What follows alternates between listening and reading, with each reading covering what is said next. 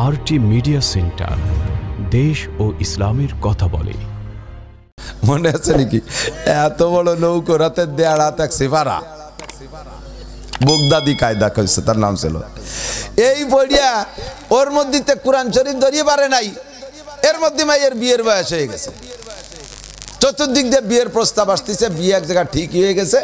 এখন বিয়েতে তো এখন তো কত কিছু মানে কি হয়, বিয়ের সময় ইন্টারভিউ হয়, আইএ পাস না, বিএ পাস না, কিএ পাস, এর আগে কোনো বিয়ে ছিল নাকি ইত্যাদি, পাস ছেলে মেয়ে অরব্বাস আছে নাকি ইত্যাদি ইত্যাদি জিজ্ঞেস।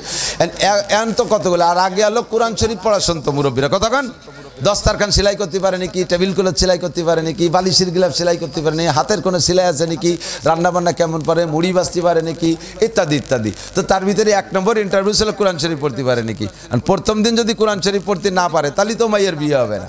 কাজেই ইমাম সাহেবের পর বাড়িতে মহিলারা খেপছে, আর 7-8টা বছর পর্যন্ত ভর্তি যায়, কোরআন শরীফ ধরালো না। ও হুজুরের কালকেতে মুষ্টি সেল বন্ধ। আর হুজুরির কানেই খবর গেছে, হুজুর শুনে কায়ে মনারা তোরা বড় যে কজন ছিস কালকে কোরআন শরীফ নিয়ে আসিস। ওরা খুশিতি বড় বড় ডিশ ভরে খই ভাইজিয়ে, খইয়ের মতো মুখ ফুটবে, এই জন্যই খই ভাইজিয়ে নিয়ে আসে।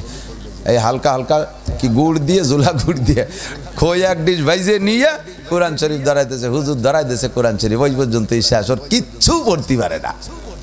এই মহিলা শ্বশুর বাড়িতে শ্বশুর বাড়ি যাওয়ার সময় ওই সেই কোরআন শরীফ এত বড় ঠেয়া যেন 60-70 পারা হবে কোরআন শরীফ, এইরকম মোটা। এই কোরআন শরীফ একটা নিয়ে গেছে, থুয়ে দেশে যে তাকের উপরে জীবন এখন খুলে দেখেন, ওর কিচ্ছু পারে না। এই মহিলা নামাজ পড়ে, কি পড়ে, কিচ্ছু হয় না, কিচ্ছু হয় না। লক্ষ লক্ষ মহিলা নামাজ পড়ার পরও কিয়ামতে বিনা হিসাবে জাহান্নামে যাবে। একা কুক্তের বিনিময়ে 230 কোটি 40 লক্ষ বছর করে জাহান্নামে পড়া লাগবে, কোরআন শরীফ অশুদ্ধ পড়তেছে এর কারণে। আমি বলে থাকি মহিলারা একটু রাগ হয়, হুজুর আমাকে ঠাট্টা আরে ব্যঙ্গ আরে, আমরা সবাইকে এরকম। হ্যাঁ, থ্যাংক ইউ। ইদানিংকালে আল্লাহর রহমতে মহিলা মাদ্রাসার মেয়েদের যে পড়া, পুরুষ মাদ্রাসাও ফেল। আমিও মহিলা মাদ্রাসা করেছি বাড়ি, আমার ছোট্ট মেয়ে পড়ে বাড়ি যখন তেলাওয়াত করে, আর ওদের মেধা এত ভালো, মাত্র 20 থেকে 30 মিনিট, আধা ঘন্টা পড়ি 3 পৃষ্ঠা সবক মুখস্থ শোনাচ্ছে। এরকম করে আল্লাহর রহমতে তারা হেফজ পড়তেছে, হাফেজ হয়ে যাবে। এমন করে সারা বাংলাদেশ ঘুরে আসছি, চট্টগ্রাম কক্সবাজার গেছি, একেবারে কক্সবাজার সন্দ্বীপ গেছি। ওখানে মৌলানা আখতারুল ইসলাম সাহেবের একটা মহিলা মাদ্রাসা, দাওরা হাদিস মাদ্রাসা, মহিলা দাওরার ক্লাসে 55 জন ছাত্রী। হুজুর আমারে বললেন প্রত্যেক বছর এখানে যে প্রধান বক্তা আসে তার এই আমি এক সবক বুখারী শরীফের সবক পড়াই, তা আপনিও শাইখুল হাদিস, তা আসেন হুজুর আমারে মেয়েদের একটা সবক পড়াই দিয়ে যান। আমি যেহেতু পড়াবো তাদের একটু দেখে নিলাম আগে, আমার অনুমান করে আন্দাজ করে মাঝখান থেকে এক জায়গা দেখছি যাইয়া, ওখানে পড়ানোর সিস্টেম হলো মেয়েরা ভিতরে থাকে, ছোট্ট একটা জানালা আছে, বাইরে বসে, ওখান থেকে তাদেরকে দেখা যায় না। বাইরে থেকে মাইক দেওয়া আছে, ভিতরে থেকে মেয়েরা রিডিং পড়ে, আর সেই অনুযায়ী বাইরে থেকে মুহাদ্দিস সাহেব তাকরীর করে, বর্ণনা দেয়, ব্যাখ্যা দেয়। তো এখন ওই মেয়েরাই রিডিং পড়তে হবে। আর বুখারী শরীফের রিডিং তো কোরআন শরীফের মতো না, ও তো অপরিচিত ইবারত, ও পড়া বহুত ঝামেলা। তা আমি যে বললাম যে 165 পৃষ্ঠা খোলো, খুলছে 165, ওই মেয়েরা তো জানে না যে আমি কোন পৃষ্ঠা খুলতে বলবো, টক করে খুলছে, পৃষ্ঠায় চলে গেছে। আমি বললাম যে একজন পড়ো, একটা মেয়ে পড়লো। আমার মনে হয় যে আমি 2 ঘন্টা মুতালা করে দেখিয়ে যে পরিমাণ রানিং করতে পারছি, ও প্রথমবারই তার চাইতে অনেক গুণ বেশি রানিং। 2 নিশেষে এত বড় পৃষ্ঠা বুখারী চলে, 2 নিশেষে 1 পৃষ্ঠা শেষ, জাররা পরিমাণ, নুক্তা পরিমাণ ভুল ধরতে পারলাম না। আমার মাথা হিট হয়ে গেছে, আরে সুবহানাল্লাহ, মেয়েরা এভাবে লেখাপড়া করে শিখলে কিভাবে? আমি তো জানতাম যে মেয়েদের মেধা কম, ওরা পারে না, কিন্তু আসলে দেখি ওকে তো ক্রিকেটের ফিকির নাই, ওকে বৈঠি বাড়ি বাড়ি চিনতে নাই, র্যাকেট খেলার ফিকির নাই, ফুটবলের ফিকির নাই, দুনিয়ার কোনো ঝামেলা নাই। ওই জায়গায় বসে অল্পক্ষণের ভিতরে যা পড়ে তা তাদের মুখস্থ হয়ে যায়। বহুত বড় বড় আলেমা তৈরি হয়ে যাচ্ছে আল্লাহর রহমতে। মা যদি হয় আলেমা তাহলে সন্তান হয় ভালো, আশা করা যায়, কথা কান ঠিক না? শামসুল হক ফরিদপুরি রহমাতুল্লাহ আলাইহির মায়ের নাম আমেনা, বাপের নাম আব্দুল্লাহ। মা যদি হয় আমেনা আর বাপ যদি হয় আব্দুল্লাহ, সন্তানের নাম হয় মুহাম্মদুর রাসূলুল্লাহ, কথা বলেন ঠিক? মায়ের নাম যদি হয় আমেনা, বাপের নাম যদি হয় আব্দুল্লাহ, সন্তান হয় শামসুল হক ফরিদপুরি। ও দোস্ত, মা যদি হয় খাদিজা, সন্তানের নাম হয় ফাতেমা। মা যদি হয় ফাতেমা, সন্তান হয় হাসান আর হুসাইন। মা যদি হয় আব্দুল কাদের জিলানির মায়ের মতো মা, সন্তানটাও হয় আব্দুল কাদের জিলানি। মা যদি হয় কুতুবউদ্দিন বখতিয়ার কাকির মায়ের মতো মা, সন্তান হয় কুতুবউদ্দিন বখতিয়ার কাকি। মা যদি হয় সৈয়দ ফজলুল করিমের মায়ের মতো মা, সন্তান হয় ফজলুল করিম চরমোনার পীর সাহেব। মা যদি হয় কি বলা হয় ফয়জুল করিম আর রিজাউল করিমের মায়ের মতো মা, সন্তান হয় ফয়জুল করিম রিজাউল করিম। আর মা যদি হয় মমতাজ, শয়তান সন্তান গতি শয়তান হয়ে গেছে, জাগা মতোই চলে গেছে রে। ইয়ার সত্যি আল্লাহর কি আমি ইচ্ছা করিনি, কিন্তু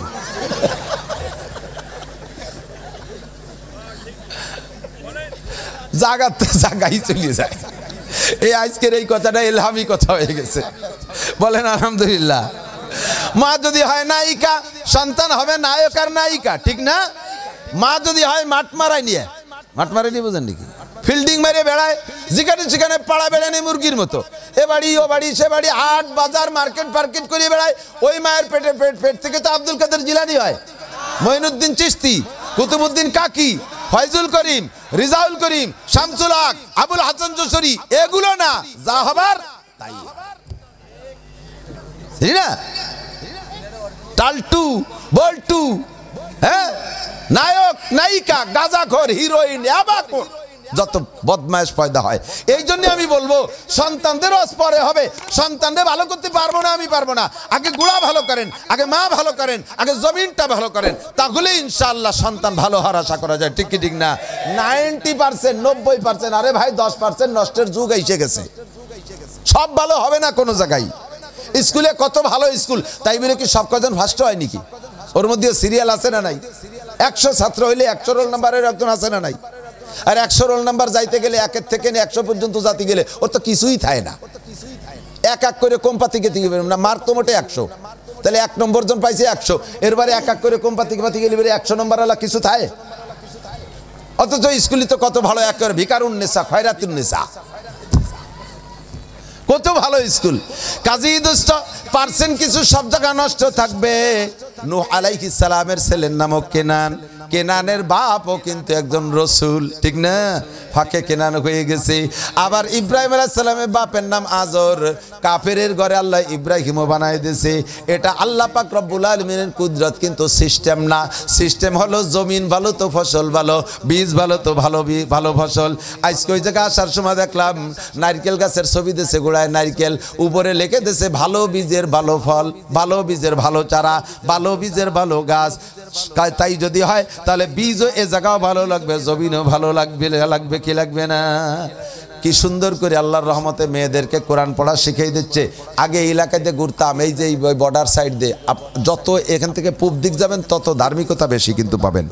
চরমুনাই এলাকায় হিন্দু মহিলারাও বোরকা পরে। চরমুনাইয়ের ভক্ত কেউ আছেন নাকি? থাকলে একটু সাক্ষী দেন, আছে না নাই? হিন্দু মেয়েরাও বোরকা পরে। উজানি, কুমিল্লা, নোয়াখালী, ফেনী, হিন্দু মেয়েরাও বোরকা পরে। পরিবেশ এসে গেছে। আর আমাদের এই পাশ দিয়ে বর্ডার এলাকায় বাথরুমও বানায় আঁকতো না মানসি, মহিলারাও। সকালবেলা গেলি দেখা যেত বদনা নিয়ে বিটিরা রাস্তার পাশে বসে রয়েছে। বোরকা মনে করতো যেটা র্যাবের পোশাক, মহিলাকে পোশাক না। এখন আল্লাহর রহমতে মেয়েরা বোরকা পরা শিখছে, এবং সুন্নতি বোরকা। বোরকা আবার 2 প্রকার, কুরানি বোরকা আর ইরানি বোরকা। ইরানি বোরকা হলো টাইট, র্যাবের মতো এরকম ফেটা বান্ধা, শর্ট কামিজ শেরওয়ানির মতো একটা গায়ে দেবে, নিচের জিন্সের প্যান্ট, খালি কালো হলি হলো, ওর নাম বোরকা। এলে সব বোরকা নামে প্রহসন, বোরকা নামে ধোঁকা, ফাজলেমি ছাড়া আর কিছু না। বোরকা বানায় কেনি ফাড়া পাঞ্জাবির মতো, বোরকা বানাইছে আবার মশারি দিয়ে। সুবহানাল্লাহ না নাউজুবিল্লাহ? আরে মশারি দিয়ে বোরকা বানালি হয়তো এই ডেঙ্গু পঙ্গু বাগানি মশার কামড়েতে বাঁচবি, কিন্তু দো পাইয়ে গাঁজা খাওয়া মশার কামড়ে টিকতে পারবি না। 6 পাইয়ে মশাই কামড়াবে না, যেহেতু মশারি টানাইছিস গায়ে। কিন্তু দো পাইয়ে গাঁজা খাওয়া মশারি দৌলতপুর, খালিশপুর আছে না নাই? আছে, আছে। এই গাঁজা খাওয়া মশার কামড়ে টিকতে পারবে না। এগুলো ধোকা ফাঁকি ফাজলামি। এখন অরিজিনাল সুন্নতি বোরকা শেখানোর জন্যে আল্লাহর রহমতে মহিলা মাদ্রাসা, ঠিক কি ঠিক না? দরকার আছে না নাই? আপনার ভাই আপনার ছেলেরা কোরআন শরীফ পড়া শেখে না, বা শিখলেও তারা বাদ্য ঘুরে বেড়ায়। মেয়েরা যদি কোরআন শরীফ পড়তে পারে, হাফেজে কোরআন হয় মেয়ে, তাহলে দেখবেন যে ফজরের নামাজ পড়ে ও যে তিলাওয়াতে বসে, আপনি নিজের সব কিছু বাদ্যর তিলাওয়াত শুনতে মজা পাবেন। দিলটা ঠান্ডা হয়ে যাবে। ঘরের ভিতরে যদি তিলাওয়াত হয়, যেই ঘরের ভিতরে কোরআনে কারিমের তিলাওয়াত হয়, ওই ঘরের উপরে আরশে আজিম থেকে নূর আর রহমত নাজিল হতে তালে থাকে। যে ঘরের ভিতরে রেগুলার সূরা বাকারার তিলাওয়াত হয়, ওই ঘরের ভিতরে জাদু টোনা জিন পরি দেও দৈত্য ভূত প্রেত কোনো ক্ষতি করতে পারে না, কোনো কুলক্ষণ মক্ষণ কিচ্ছু ওই বাড়ির মধ্যে ঢুকতে পারে না। সূরা বাকারার তিলাওয়াত আপনিও পারেন না, কর্মব্যস্ত মানুষ, মিল কলকারখানা ব্যবসা বাণিজ্য চলে যান, আপনার স্ত্রী ঘুম থেকে উঠে সাংসারিক কাজে ব্যস্ত হয়ে যায়, কাজেই বাড়ি তিলাওয়াত করবে কে? আর ছেলেটা তো ওঠেই আল্লাহ বাসালি বেলা 9টার সময় দাঁতে খরা বাঁধায়, ওরে তো লাথই উঠানো যায় না ঘুমেতে, কারণ ও শুইছে এলো গাজা টাজা খাইয়ে রাত 3টের সময়, অত তাড়াতাড়ি উঠতে পারে নাকি? সকালবেলা যে ওরে শুয়োরী মন্তর দেবেন, আমি কই না, শুয়োরী মন্তর দেওয়ার আগে ও ঘুমেতে ওঠে না। আর মেয়েরা আল্লাহর রহমতে ওকে তো সময় নষ্ট হয় নাই, ওরা ঈশার নামাজ পড়ে 9টার মধ্যে ঘুমাই গেছে, জাস্ট টাইমে ঘুম ভেঙে গেছে। বহুত বহুত মহিলা মাদ্রাসায় পড়নেওয়ালা মেয়েরা আল্লাহর রহমতে তাহাজ্জুদের নামাজও পড়ে, শেষ রাত্রি উঠে তাহাজ্জুদ পড়িয়া কোরআন শরীফ তিলাওয়াত করতে করতে ফজর হয়, নামাজ পড়ে আবার তিলাওয়াত করে। ওই ঘরটা বরকতে ভরপুর থাকবে। মেয়েরা অসহায়, মেয়েরা দুর্বল, ওরা জানে আমরা কামাই করতে পারি না, তাই জায়গায় বসে বাপের তা খরচ করি, ওরে দোয়া করে বাপের জন্য, আল্লাহ তোমার ভাই ধরে আমার আব্বারে অকালে মারিও না। আল্লাহর পাও হাতে নাগল পাক আর না পাক ধরি বসে মহব্বতের ঠেলায়। বেশি মহব্বতে কিন্তু মানুষ কথা কথি যে এলোমেলো হয়ে যায়, ওই